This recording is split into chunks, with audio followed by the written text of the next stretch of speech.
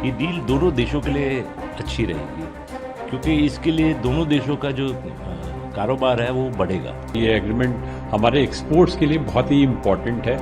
इसका सबसे ज़्यादा फ़ायदा हमारे स्मॉल एंड मीडियम सेक्टर को मिलेगा। इसमें जो एम्प्लॉयमेंट जनरेटिंग सेक्टर्स हैं, जहाँ पे लेबर इंटेंसिव सेक्टर्स जिनको कहते हैं, कि टेक्सटाइल है, फुटवेयर, लेदर, ये सब एरियाज हैं, इनमें ज़रूर काफ़ी फ़ायदा होगा। इसमें मार्केट एक्सेस मिलेगा, और क्योंकि ज़्यादा मार्केट एक्सेस मिलेगा, ज़्यादा प्रोडक्शन होगा, तो अगर ये एक्सपैंड करेंगे तो ये डील दोनों देशों के लिए अच्छी रहेगी, क्योंकि इसके लिए दोनों देशों का जो कारोबार है वो बढ़ेगा। मैं स्पेसिफिकली इंजीनियरिंग सेक्टर की बात करता हूँ, क्योंकि हमारा क्षेत्र है। इसमें इंजीनियरिंग सेक्टर में हम most of the time we are the largest sector out of India, even for in this. हमारा $4.2 बिलियन का एक्सपोर्ट है अभी फ़िलहाल। बट ये हमारा स्कोप जो है बहुत ज़्यादा है। हम सोचते हैं कि ये डील के साथ जो हमारे को ड्यूटी फ्री एक्सेस मिल रहे हैं काफ़ी आइटमों में, इंजीनियरिंग में, specially auto and auto components में हमको बहुत फ़ायदा हो रहा है। तो हमारा एक्सपोर्ट करीब 2 साल में 7.5 से $8 बिलियन हो जाएगा, तो मतलब डबल हो जाएगा नियरली। सो हम चाहते हैं कि it is a good deal, path breaking deal, and कुछ तो गुड न्यूज़ आई हमारे पास। और सर, और ओवरऑल अगर आप देखें, आपने इंजीनियरिंग का बताया कि डील लगभग डबल हो जाएगी। 7.5 लाख करोड़ का जो है एक्सपोर्ट, $8 बिलियन का एक्सपोर्ट हो जाएगा, 7.5 to $8 billion from 4.2। Overall country के लिए किस तरह से होगा? जॉब क्रिएशन के लिए, ट्रेड के लिए, टेक्सटाइल के लिए, और तमाम चीज़ें और भी हैं इसमें इंजीनियरिंग के अलावा, उसके लिए किस तरह से? नहीं, अच्छा है एक्चुअली, डील तो अच्छा है। बेसिकली हमारे फार्मर्स के लिए भी अच्छा है, क्योंकि जो उनको जो रिस्ट्रिक्शंस थी फाइटोसैनिटरी, वो आई थिंक मोर और लेस कैप हो जाएगी, प्री डिक्लेयर हो जाएगी।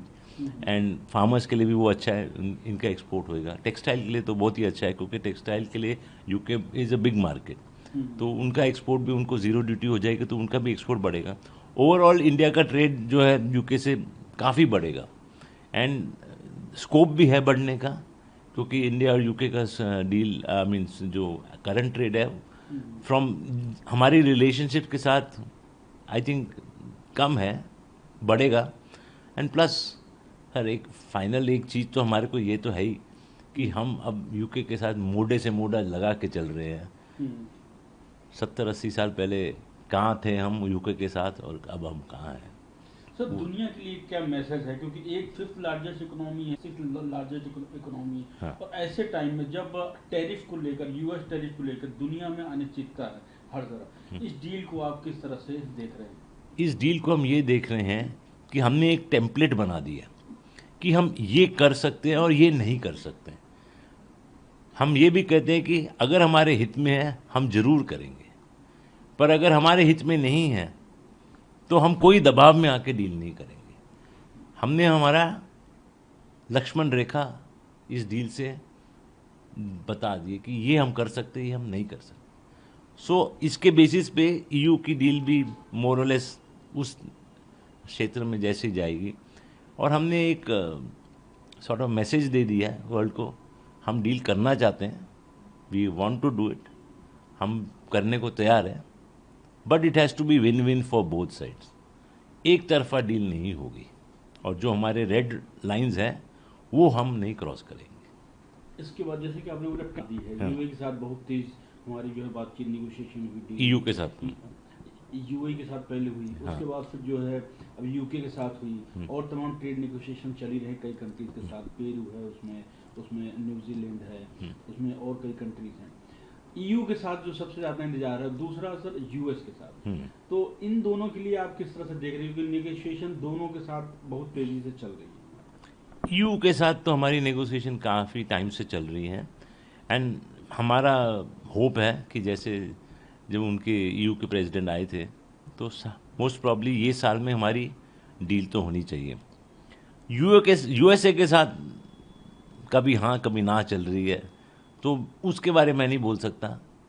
मे बी अगर वो हमारे रेड लाइंस को मद्देनज़र रखें तो डील हो सकती है, पर अगर आप हमारी रेड लाइंस को नज़र नहीं रखें और कहें कि हम दबाव में डील करेंगे तो मेरे ख्याल से नहीं होगी. The Prime Minister had just signed a deal called CETA. How do you see this deal for India? It's a win-win situation for India. We see that our exports will rise more than 100%. We're currently at $4.2 billion of engineering export. We hope that this will rise to $7.5 to $8 billion in 2 to 3 years. It is a good deal, beneficial for both sides, and I'm complimenting the government for taking, and especially the Prime Minister for taking this bold step in making this deal. Prime Minister as well as our Commerce Minister. And sir, what is how do you see this is going to send a message to across the world in the time when there is very uncertainty in the market, disruption due to the Trump tariff? This deal will send a message that India is willing to do a deal, and India will do a deal, but India will not do a deal under pressure. We have some red lines. You have to respect our red lines. As long as you respect it, I'm sure India will do a deal. And it also gives a message that we have given a template of what we can agree to and what we cannot agree to. So it also gives a message to the world that what is possible and what is not possible with India. ऐतिहासिक व्यापार समझौता है जिसके लिए हमारे जो negotiator थे पिछले 3 साल से वो लगातार काम कर रहे थे, और ये बहुत हर्ष का विषय है कि हमारे प्राइम मिनिस्टर आज वो यूके में हैं जो इस एग्रीमेंट को फाइनल शेप दे रहे हैं, और ये एग्रीमेंट हमारे एक्सपोर्ट्स के लिए बहुत ही इम्पोर्टेंट है. इसका सबसे ज्यादा फायदा हमारे स्मॉल एंड मीडियम सेक्टर को मिलेगा, क्योंकि जो हमारे ट्रेडिशनल एक्सपोर्ट्स हैं, चाहे हम उनकी बात करें कि वो हमारे कपड़े का है या हम वस्त्र का कर रहे हैं या फुटवेयर एक्सपोर्ट कर रहे हैं या हम जेम एंड ज्वेलरी एक्सपोर्ट करते हैं, मरीन प्रोडक्ट एक्सपोर्ट करते हैं, फूड प्रोडक्ट एक्सपोर्ट करते हैं, जो खिलौना का एक्सपोर्ट होता है, स्पोर्ट्स गुड्स का एक्सपोर्ट होता है, ये हमारा इससे ज्यादा काफी बढ़ेगा. दूसरी चीज हमारे जो एक्सपोर्ट है, जैसे हम ऑटो कंपोनेंट एक्सपोर्ट है, मशीनरी एक्सपोर्ट है, ऑर्गेनिक केमिकल एक्सपोर्ट्स है, तो ये एक्सपोर्ट भी बढ़ेगा. हमने देखा है कि जो यूके के साथ हमारा जो ज्यादा एक्सपोर्ट है वो सर्विसेज का एक्सपोर्ट है, आईटी एनेबल्ड सर्विसेज का है, प्रोफेशनल सर्विसेज हैं, बिजनेस सर्विसेज हैं, एजुकेशनल सर्विसेज हैं. तो इन सर्विसेज का भी एक्सपोर्ट काफी तेजी में बढ़ेगा. हम दोनों कंट्री ने बोला है जो हमारा बायलैटरल ट्रेड जो करीब अभी $60 बिलियन का है उसको हम बढ़ा के 2030 तक $120 बिलियन ले जाएंगे. तो बहुत बढ़िया है समझौता है, जिससे एक तरह से हमारे लेबर इंटेंसिव सेक्टर एक्सपोर्ट का बढ़ेगा, दूसरे हमारे जो सनराइज सेक्टर एक्सपोर्ट बढ़ेगा, और तीसरे हमारे जो सर्विसेज एक्सपोर्ट है उसका भी बहुत ज्यादा होगा. सर्विसेज के क्षेत्र में बहुत अच्छा किया गया है कि जो सोशल सिक्योरिटी एग्रीमेंट किया गया है, जो हमारे सर्विस प्रोफेशनल जाते थे यूके में पहले वो 3 साल तक अगर वहां रहते हैं तो उनको सोशल सिक्योरिटी के लिए कंट्रीब्यूट नहीं करना पड़ेगा. बहुत से केस में करीब 30% उनकी सैलरी टुवर्ड्स सोशल सिक्योरिटी जाती थी, तो वो नहीं लगेगी. तो इससे सब सेक्टर को फायदा मिलेगा, और जो आईटी सेक्टर जिसके बहुत से लोग यूके में रहेंगे उनको ज्यादा फायदा मिलेगा इसका. सर, भारत ब्रिटेन व्यापार समझौते से पीओ की और क्या अपेक्षाएं, आप कैसी अपेक्षा रखते हो? देखिए, इस समझौते में एक और अच्छा किया गया है कि बोला गया है कि जो सेफगार्ड ड्यूटी है, कभी कभी होता है कि बहुत ज्यादा एक्सपोर्ट बढ़ जाता है तो दूसरा कंट्री सेफगार्ड ड्यूटी लगा सकता है, बट ब्रिटेन ने बोला है कि वो सेफगार्ड ड्यूटी नहीं लगाएगा. तो हमारे लिए एक बहुत अच्छा मौका रहेगा. हम अपने एक्सपोर्टर्स को ये कहना चाहेंगे कि ब्रिटेन की मार्केट को बहुत क्लोजली देखें, क्योंकि वहां पे वो ज्यादा से ज्यादा एक्सपोर्ट कर सकते हैं. उनको कभी ये डर नहीं लगेगा कि इसमें एक्सपोर्ट बढ़ने से यूके सेफगार्ड ड्यूटी लगाएगा. दूसरी चीज हम ये चाहते हैं कि यूके देखिए एक कॉमनवेल्थ, हम और यूके कॉमनवेल्थ कंट्री के पार्ट, हम इंग्लिश स्पीकिंग कंट्री रहे हैं, तो सर्विसेज की हमें इस कंट्री में और अपॉर्चुनिटी देखनी चाहिए. कुछ सर्विसेज सेक्टर में ज्वाइंट वेंचर की पॉसिबिलिटी करनी चाहिए. जैसे हम बात करें जब बिजनेस सर्विस, फाइनेंशियल सर्विसेज की बात करें या लीगल सर्विसेज की बात करें, तो इन फील्ड में हमें ज्वाइंट वेंचर की पार्टनरशिप भी देखनी चाहिए.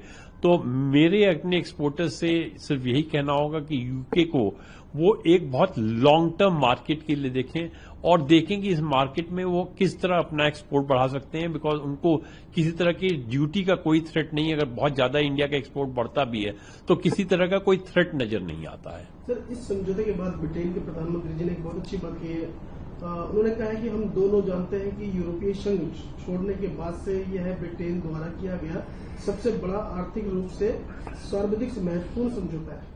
बिल्कुल, आप देखिए कि ये समझौता है क्योंकि इंडिया और यूके दोनों स्ट्रेटेजिक पार्टनर हैं। हमारी ये ट्रेड पार्टनरशिप हुई है, लेकिन हम एक स्ट्रेटेजिक पार्टनर भी हैं। तो आज की डेट में जिस तरह वर्ल्ड मूव कर रहा है, स्ट्रेटेजिक पार्टनरशिप बहुत हेल्प करती है आपके ट्रेड बढ़ाने के लिए। तो उस कंटेक्स्ट में देखेंगे तो यूके के प्राइम मिनिस्टर ने बहुत सही कहा है, क्योंकि ईयू के बाद से जब यूके बाहर आया है, यूके ने इतना बड़ा कोई एग्रीमेंट नहीं किया है। हमने भी बहुत एग्रीमेंट किए हैं, लेकिन जो अभी हमारे एग्रीमेंट है वो यूके की साइज की इकोनॉमी के नहीं है। चाहे हम बात करें ऑस्ट्रेलिया की बात करें, या हम बात करें यूएई की बात करें, या हम यूरोपियन फ्री ट्रेड एग्रीमेंट की बात करें, वो यूके के साइज के साथ के एग्रीमेंट नहीं है। दूसरी चीज आप देखिए कि दोनों देशों के बीच में जो कल्चरल समझौता रहा है अभी भी आज की डेट में, कि यूके का जो इंडिया से सबसे ज्यादा सर्विसेज ट्रेड होता है वो टूरिज्म का है। 70% यूपी का जो सर्विसेज एक्सपोर्ट है वो इंडिया को सर्विसेज टूरिज्म का है। तो हम इस एग्रीमेंट के थ्रू देखते हैं जो हमारा जो कल्चरल जो लिंकेज है वो और ज्यादा सीमेंटेड होगा, और ज्यादा वो स्ट्रांग होगा। इसमें जो एम्प्लॉयमेंट जनरेटिंग सेक्टर्स हैं, जहाँ पे लेबर इंटेंसिव सेक्टर्स जिनको कहते हैं, कि टेक्सटाइल है, फुटवेयर, लेदर, ये सब एरियाज हैं, इनमें ज़रूर काफ़ी फ़ायदा होगा। इसमें मार्केट एक्सेस मिलेगा, और क्योंकि ज़्यादा मार्केट एक्सेस मिलेगा, ज़्यादा प्रोडक्शन होगा, तो अगर ये एक्सपैंड करेंगे तो एम्प्लॉयमेंट अपॉर्चुनिटीज़ डेफिनेटली बढ़ेंगी। और इनमें बहुत सारी इंडस्ट्रीज एमएसएमई में आती हैं, so that explains the benefit that the MSMEs could potentially get from here. There are obviously more sectors, जैसे आईटी है, आईटी में मूवमेंट ऑफ प्रोफेशनल्स को थोड़ा ईजी करा गया है, तो उससे डेफिनेटली चांसेस बढ़ेंगे। एक तो इंडियंस को वहाँ पे एक्सेस, जो मूवमेंट एक्सेस मिलेगा, प्लस उससे थोड़ा एक्सपैंड भी कर पाएंगे वहाँ पे अपॉर्चुनिटीज एक्सेट्रा अपनी। देन सर्विसेज में ऑब्वियसली इसमें से काफ़ी गेन होगा। कुछ डिजिटल सर्विसेज भी ओपन करी गई हैं, तो कुछ आर्किटेक्चर और इस तरह के जो एरिया हैं इसमें भी कुछ इजाफा होगा बिजनेस में।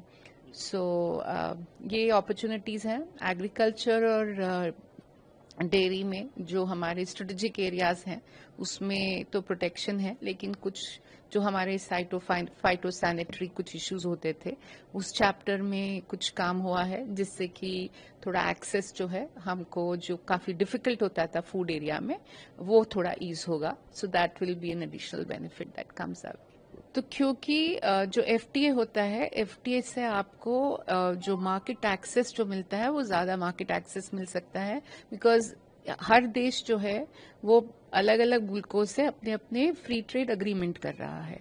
हमारा फ्री ट्रेड अग्रीमेंट नहीं था, तो दूसरे देशों के कंपैरेटिवली हमको जो एक्सेस मिलता है उसमें हमको नेचुरली कम एक्सेस मिलता था, बिकॉज हमारे रेट्स ज़्यादा थे। तो हमारा जो इम्पोर्ट्स है वो जो है नॉन कॉम्पिटिटिव हो जाता है। तो कंपेयर टू वियतनाम हो गया, बांग्लादेश हो गया, उनको आप टेक्सटाइल का ले लें उदाहरण, तो टेक्सटाइल में उनको बेनिफिट रहता था, सो इसलिए वहां से ज्यादा एक्सपोर्ट होता था। अब वो अपॉर्चुनिटी, क्योंकि फ्री ट्रेड अग्रीमेंट इंडिया के साथ हो गया, हम भी उन्हीं की पैरिटी पर आ गए, उन्हीं के लेवल पर आ गए, तो उसके चलते हमको भी उतना एक्सेस मिलेगा, जिससे ग्रोथ होगा, ग्रोथ से एम्प्लॉयमेंट होगा और अपॉर्चुनिटीज बढ़ेंगी। आई थिंक ऑटो कॉम्पोनेंट्स में है, जिसमें कि उम्मीद है कि हम अच्छा करेंगे। लेबर इंटेंसिव सेक्टर्स के बारे में मैंने आपसे बात किया। ऑटोमोबाइल में तो आई थिंक फेज मैनर में खुलेगा, कौन कॉम्पिटिटिव रहेगा, और आई थिंक एक बहुत अच्छा स्टेटमेंट मैंने सुना कि यूके को तैयार रहना चाहिए कि जिनको हमसे क्या कंपटीशन मिलेगा। तो आई थिंक हमारी जो इंडस्ट्री है वो इस समय बड़ी कॉन्फिडेंट है, और वो इससे नहीं घबराती कि हमारे यहाँ पे बेटर कंपनीज आ जाएंगी तो हमारा प्रोडक्शन कम हो जाएगा। तो आई थिंक वो इक्वल अपॉर्चुनिटी की तरफ देख रहे हैं। और आईटी, मैंने कहा आपको, आईटी में रहेगा, कुछ एक सर्विसेज हैं जिसमें कि बिजनेस बढ़ने की उम्मीद है। उस तरह के सेक्टर्स हैं जिसमें कि काफी अपॉर्चुनिटीज इमर्ज होने की चांसेस हैं। मैम बिल्कुल, इसी को आगे बढ़ाते हुए वहाँ पर ऑटो कंपोनेंट्स में काफी कम हुआ है, जैसे टैरिफ। जी, वहाँ के प्रधानमंत्री ने भी इसको काफी पॉजिटिव लिया है, कि आपने जिक्र किया, तो क्या आप प्रतिक्रिया देना चाहेंगे? और हमारे प्रधानमंत्री ने भी उस पर काफी जो है एक रिएक्शन दिया है, जिससे तमाम चीजें सो आई थिंक ये एक रिलेशनशिप की मेच्योरिटी है। जब दो देश आते हैं और फिक्स फ्री ट्रेड अग्रीमेंट करते हैं, नेचुरली वो एक दूसरे के साथ जो है मिलजुल कर आगे बढ़ना चाहते हैं।